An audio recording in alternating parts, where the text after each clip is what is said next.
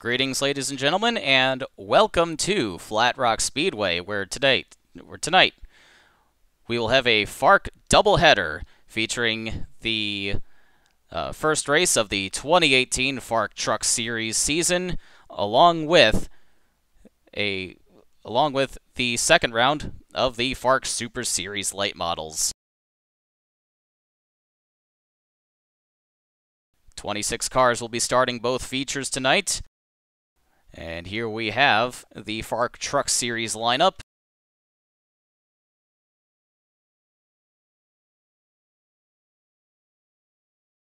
Just one moment, folks.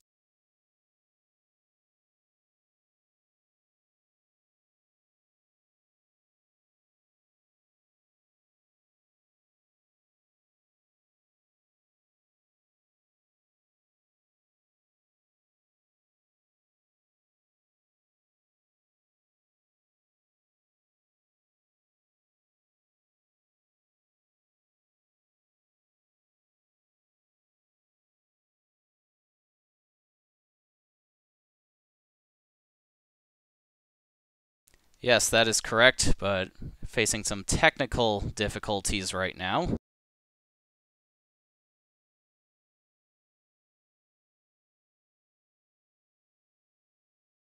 Mr. Nitro Gaming, I think.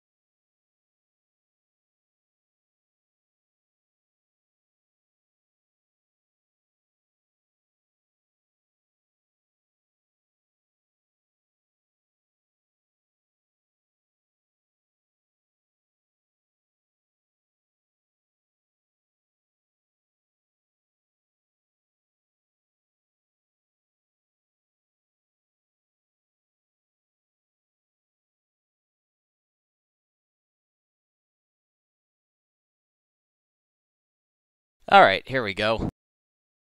So we're going to go over the starting lineups for our two races real quick. Starting with the Truck Series, Damian Josel took the pole, followed by Nicholas Radcliffe on Road 2.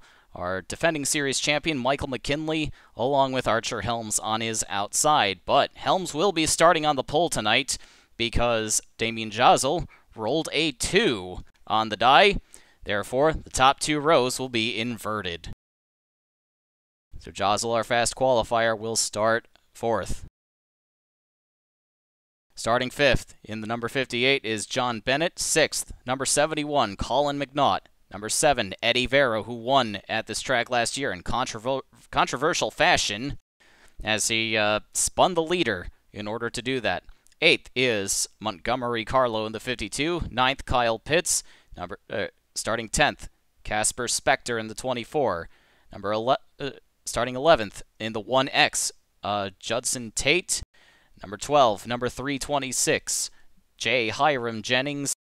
13th, veteran of the FARC Truck Series, Jafali Anamija in the 39. 14th, the 0 of Flip Papadopoulos, coming over from the Low Dollar Series ranks to run full-time in the trucks this year.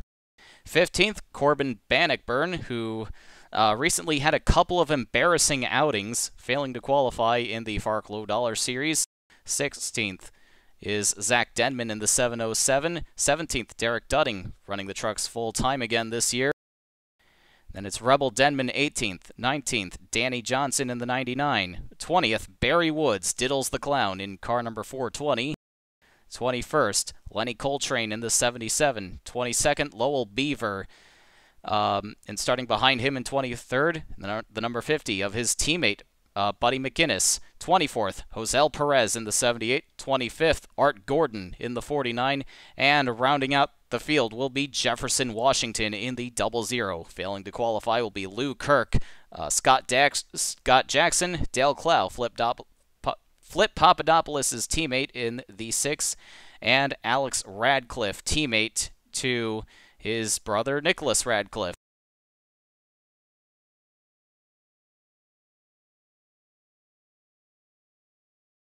And yes. And now let's have a look at the Super Series lineup, where fast qualifier Carson Crompton rolled a 6. That means the entire field will be inverted for the late model feature. So qualifying second is Hamilton Porteau, who won last week at San Antonio. Starting third is the 04 of Phyllis Theodore. Fourth, Tim Burkhalter, number 11. Fifth, Melissa Whitley, who won 2 races last year. Sixth, Billy Bob Childers, former FARC Low Dollar Series winner. Seventh, Bobby Porteau, defending series champion. 8, Wes Murray, who won a race last year in that same number 54. 9th, Chris Crompton, the father of Carson Crompton. 10th, Matt Pearson. 11th, Kenny George. 12th, Andy Pearson, former 4-time Low Dollar Series champion. 13th, Mike Malone. 14th, Isaac Leitner. 15th and 16th, Kenny Brillin and Taylor Brillin. The last time they shared a row together was in last year's season opener at Nashville, where they were wiped out by Andy Pearson in the first corner. 17th, Armand Dilpair. 18th, Chris Henke in the 31. 19th, Jason Bates. 20th, Ricky McKenzie. AJ Young starts 21st. 22nd is Ben Worthington in the 38. 23rd is Ralph West in the 87. 24th, Dom Forrest, cousin to Rick Forrest, or cousin to the Forrest brothers, Rick and Ryan Forrest in the Low Dollar Series. 25th, James West, and starting shotgun on the field, Neil Miller in the Forever 90 racing machine. Failing to qualify are Christopher Holter, who I believe finished 10th at San Antonio last week, so sharp contrast to his outing in the season opener. Also failing to qualify, Upton Downs, hoping to make his debut this week in the 24. Then it's Harv Henry, Hugh Patrick, and Davis Harrington, teammate to Wes Murray.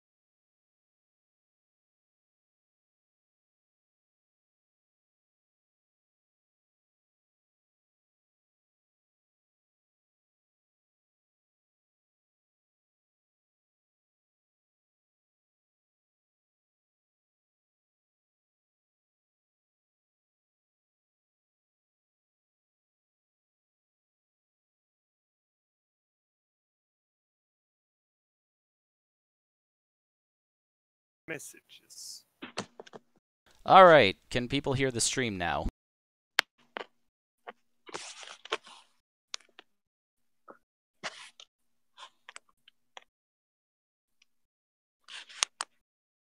If that echo means the stream is working, then yes.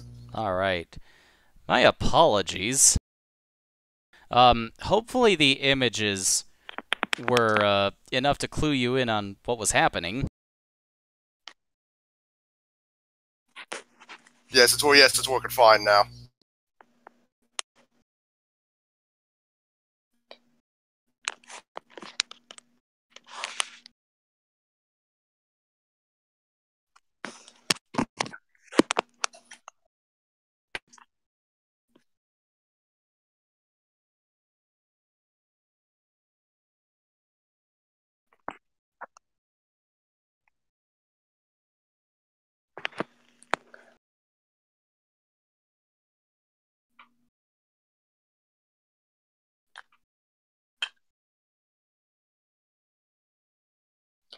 I wonder if something happened to the 99 because he ended up 3 laps down.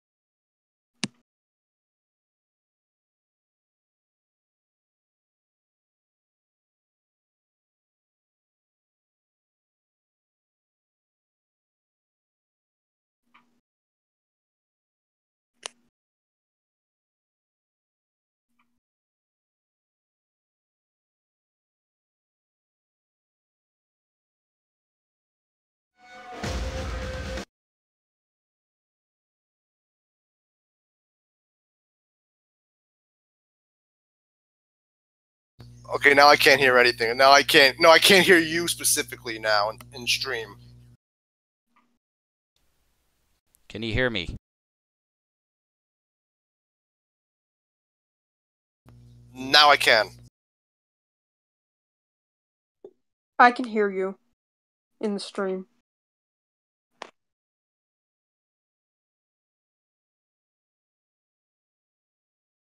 I couldn't.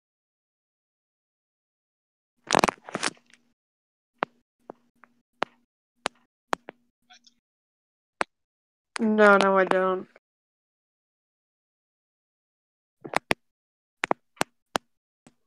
No, I heard everybody else except for you.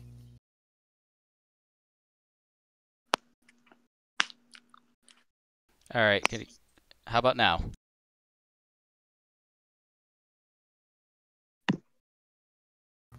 That time, yes.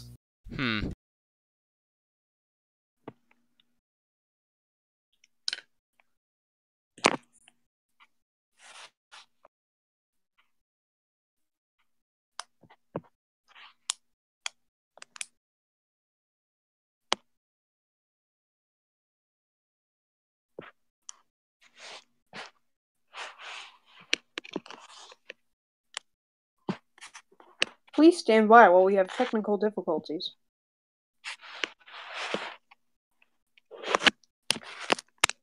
What is this, a VCR? Alright, so it seems that when the game window has focus, my mic does not come through on the stream. Yeah, that's what I noticed it. So has anyone been able to hear me at all with the game up at any time?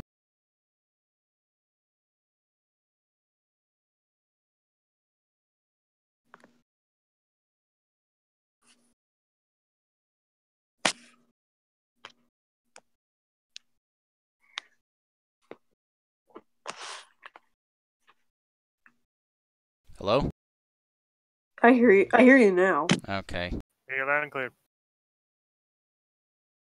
So this sucks. Yeah, it's only when the game is open. I can hear everybody else fine.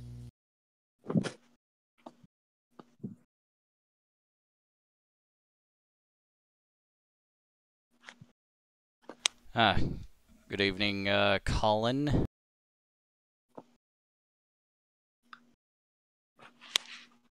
Colin, I think you finished third in the truck race. Yes. Something like that, but It was a top 5. I got some things to work on.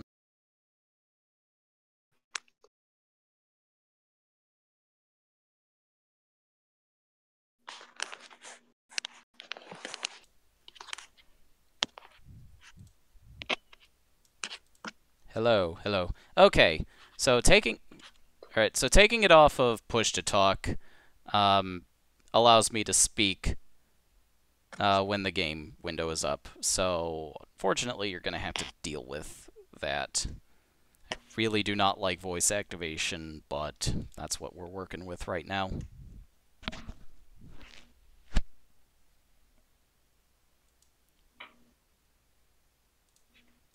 All right. So please ignore the chainsaw in the background. Yes, yes. Anyway, we'll now get the FARC late model race started. Just the lumberjack.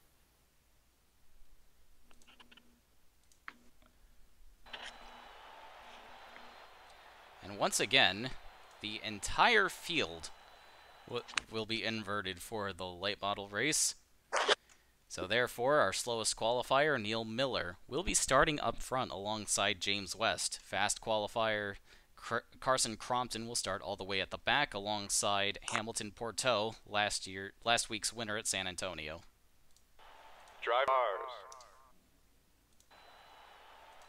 Drivers, start your engine.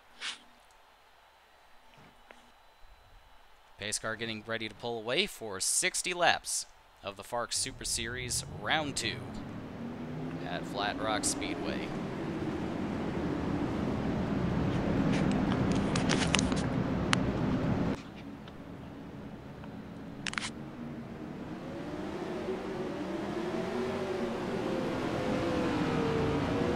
Neil Miller's off to a surprisingly fast-looking start, pulling away from James West as Dom Forrest gets to work on that 69.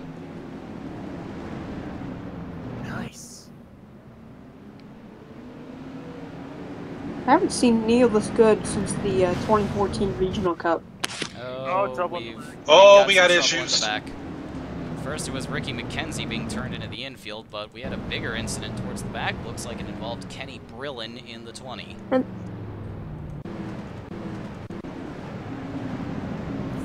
that's it. That's it. Replay. Looks like that's Mike Malone turning him around on the backstretch, getting Kenny George caught up in it. I think there might have been a stack up when they took out the caution.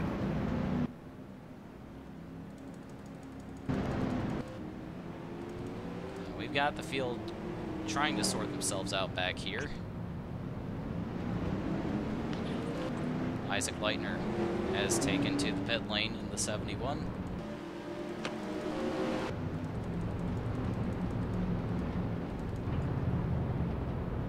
Well, looks like the field might have straightened itself out.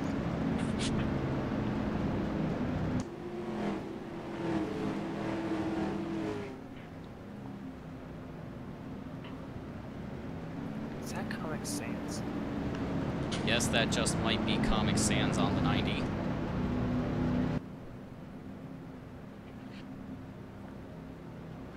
I think it actually is. Spoilers, it is. Sorry. Neil Miller wholeheartedly embraces everything 90s, from the Comic Sans to the Solo Cup Jazz pattern to the clickbait quiz site that always asks, "Are you truly a 90s kid?" All that's missing is a paint job by the Dallas King. 1 to go before we take our restart on lap number 8. All that's missing from Miller is an obnoxious paint color scheme. Now we've got that taken care of. Yeah, the teal and blue, the teal and aqua pattern does it well enough. And green flag. Chris Henke trying to make some moves. Trying to take 2 for 1 on this first lap after the restart. And he will do so. Not satisfied with that, he's coming after Neil Miller.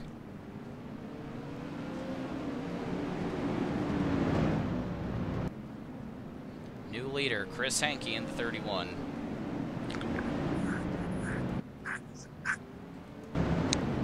Once again, surprised to see how quick that 90 car is. And our fast qualifier, Carson Crompton, is not faring too well after the invert. He's only been able to make his way up to 22nd. Now working on a Phyllis Theodore for 21st. 3 wide in front of them. This goes to show you how effective that's the roll of the die works. Melissa Whitley cutting through the field in a hurry. She's going to bring Carson Crompton with her. Already, it's becoming about as competitive as the truck series, more competitive than the truck series.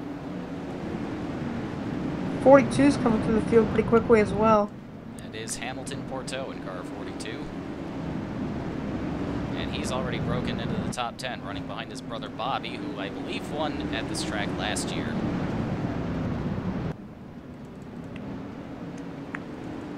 Neil Miller's still holding second, but it's a very distant second from the 31. Plus, they haven't wrecked yet. And some very fast cars are coming through the field quickly.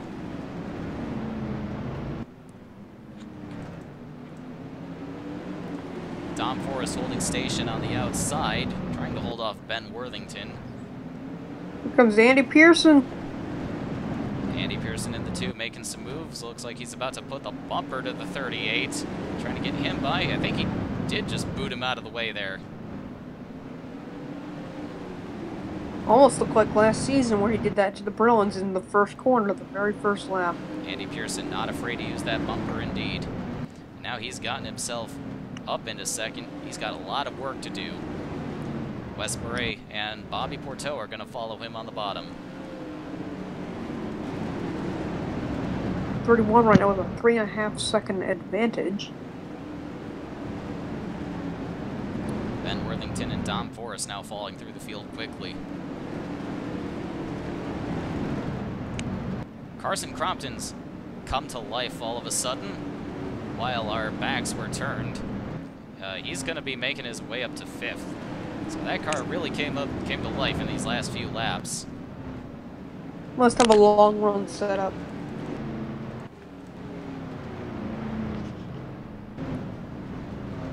Meanwhile, our leader, Chris Henke, is already putting some people a lap down. He put Kenny Brillen a lap down a few laps ago. Now working on AJ Young in the 26.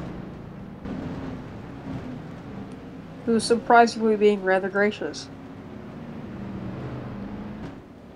AJ Young carrying the Romeo's Alternators colors with that very lovely looking mascot on the side. I'd take him to bed. Would you?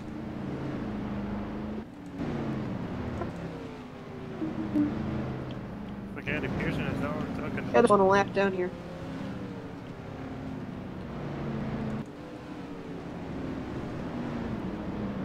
Now Andy Pearson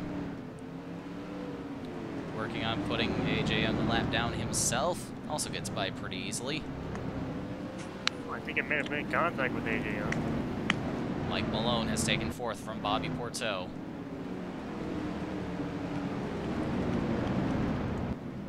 I think the 2 just bumped the 26 out of the way again.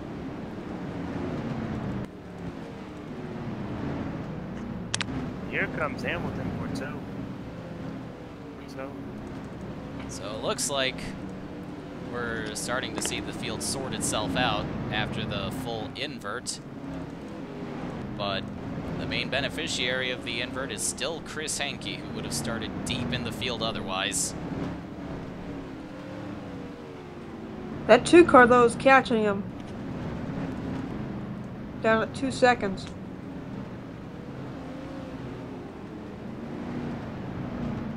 I'm wondering if that's more Pearson catching up or the lap car slowing Hanky down. I wonder if the 31 might have used up his tires trying to pull away, and the 2 car just trying to be conservative at the moment. Now he's coming after him. Chris Hankey now working on Jason Bates in the Master Bates restoration car. Oh my! That's a really. I just realized the joke on that car now.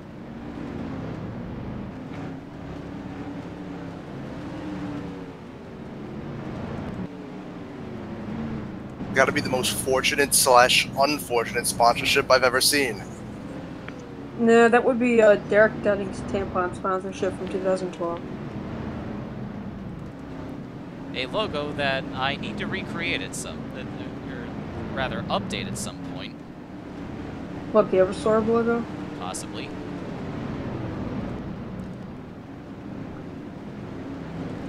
Ben Worthington and Dom Forrest, who were 2nd and 3rd at the start of this race, now find themselves under threat of going a lap down. So is Taylor Brillen.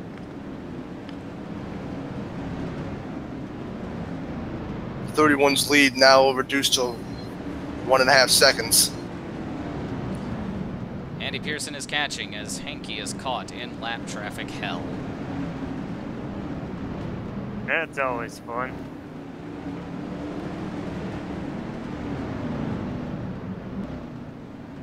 Oh, they're 3 wide in front of them.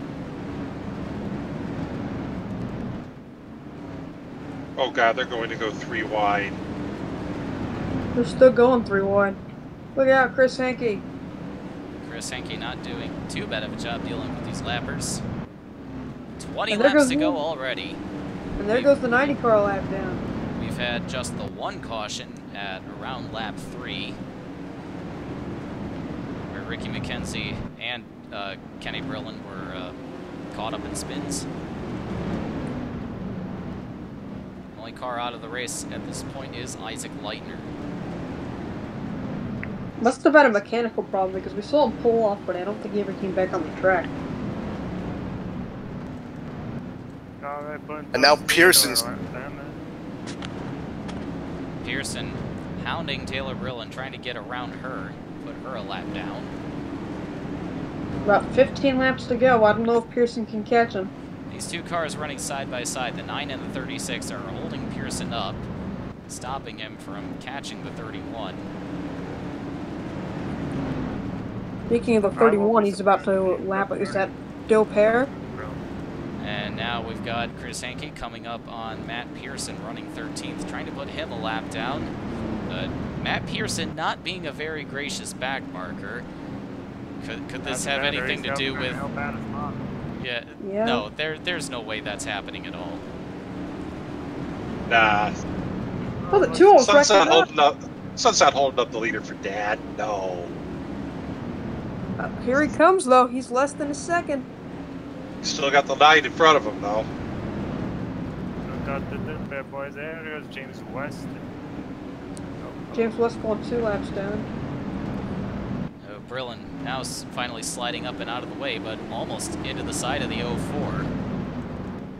Little bit of contact there. This track, not the friendliest for 3 wide, but they're making it work. Now Andy got to get by Armando here in the 25. And he's gonna do that. Setting his sights on Chris Hankey. It's now a clean racetrack between the 31 and the 2. But for how long?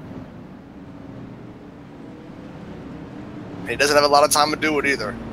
Wes Beret and Mike Malone are still factors in this one. Now And Pearson is there.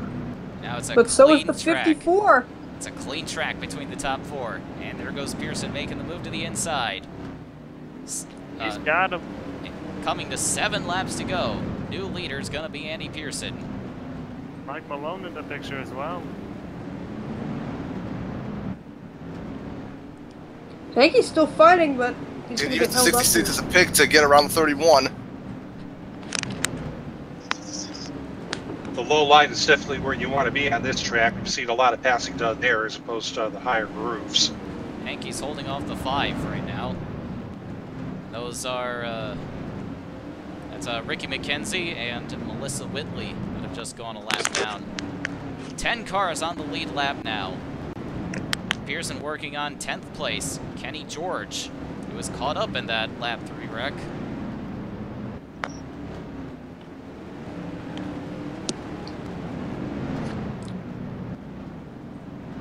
Only 3 to go at the line.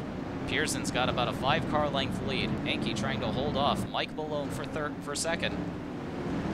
Oh, we may have had contact between Pearson and Billy Bob Childers in the 16. But Malone was all over the back bumper of the 31, and now Malone now under him. I think Pearson's got it. Look out, contact. Pearson into the back of the 16, coming to the white flag. And during all that commotion, Malone now in second. But he's out of time. Malone will come around. Not Malone. Pearson will come around and win at Flat Rock. Under green for once. Which was in an actually very exciting race. Yes, that was very fun. I like this track. How about you guys? Pretty I good. like this. I like the late models on it more than the trucks. Alright, so Andy Pearson wins, taking the lead from Chris Hankey in the final 10 laps. Still managed to finish third. So, Chris Hankey, very much a beneficiary of the full field invert.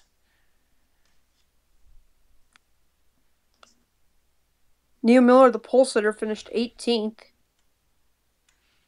Yeah, rightfully so.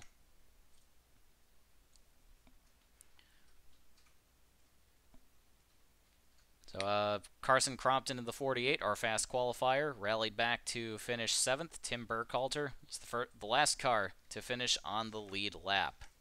So we had only one incident on lap number 3, and that's what gave us our exciting lap traffic-filled race. So thank you very much for joining me, gentlemen, and we'll see you next time, when we will have the FARC Low Dollar Series hit the track at the newly revamped ABQ Speed Bowl presented by Zing Energy in Albuquerque, New Mexico.